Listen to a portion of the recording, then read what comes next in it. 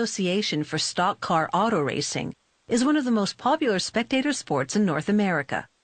NASCAR vehicles are modeled after certain American-made four-door passenger cars, but with far more powerful engines. No overhead camshaft engines on this track. For tradition's sake, NASCAR rules require an overhead valve engine, an older type of configuration, also known as a pushrod engine. Designing the engine takes about a year and a half. It culminates in a detailed computer model, an anatomical rendering of the engine in full detail, right down to every last nut and bolt. The computer model guides a stereolithography machine to produce a plastic prototype of each engine component. The machine repeatedly outputs paper-thin layers of photosensitive liquid resin, which an ultraviolet laser instantly solidifies. Over the course of several hours of resin layering, the prototype component takes shape. Technicians test it in conjunction with other prototype components and make any necessary adjustments to the design. Then, computer-controlled machining equipment produces a metal prototype. When every component has gone through this process, the engine design gets the go-ahead to move into production. The factory first casts the basic shape of certain components in a mold, then machines that shape to its final form. Here, computer-guided hones finish the engine's 8-cylinder bores, the chambers in which the power-generating combustion cycles will occur. Technicians take very precise measurements to ensure the bore's diameter and roundness meet specifications. Then they flip the engine block upside down, oil the crankshaft bearings, position the crankshaft on those bearings, and lock it in with bolted-on caps.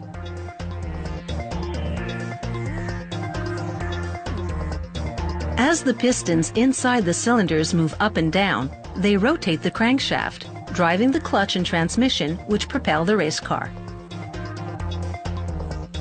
With this little black component called a wrist pin, they join the piston to a connecting rod.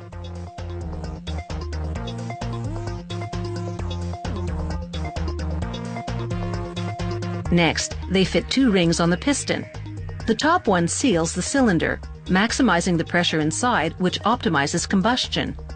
The bottom ring skims excess oil off the cylinder walls between combustion cycles, which prevents the car from burning oil. After inserting a piston all the way down into the cylinder bore, they grease the upper portion to prepare for measuring the compression ratio, which must comply with NASCAR rules. The compression ratio refers to the volume of space in which the piston compresses the gas and fuel mixture entering the cylinder. To take this critical measurement, they raise the piston all the way to the top dead center point, then verify the positioning with gauges. They seal the top of the cylinder with a see-through plastic plate. Then, with a syringe, inject alcohol into the space in between.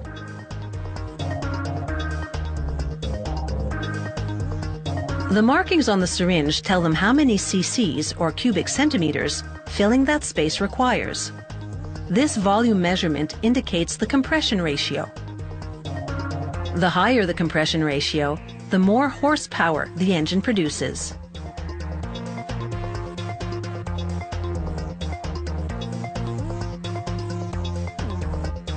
They repeat this test with each cylinder.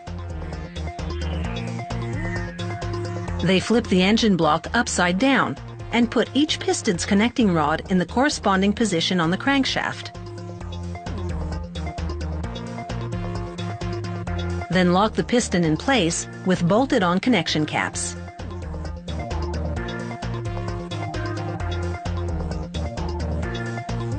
Now the technician closes up the bottom of the engine.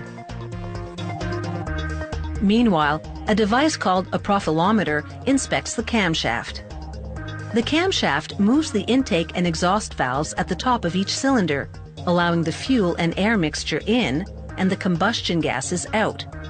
This testing ensures the camshaft is straight and that its surface is slightly rough, so that lubricating oil will cling to it. The engine build is now about halfway there.